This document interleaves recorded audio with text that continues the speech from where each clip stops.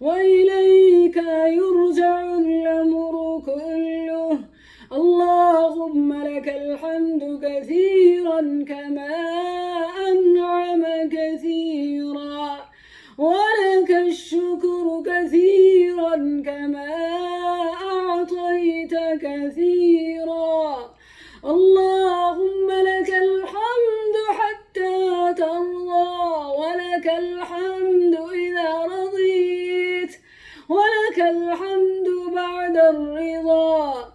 اللهم لك الحمد كله ولك الشكر كله.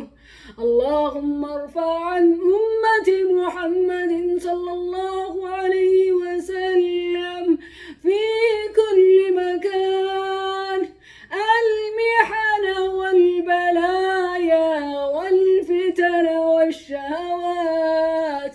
اللهم ارفع عن أمة محمد صلى الله عليه وسلم الغلاء والوباء والزنا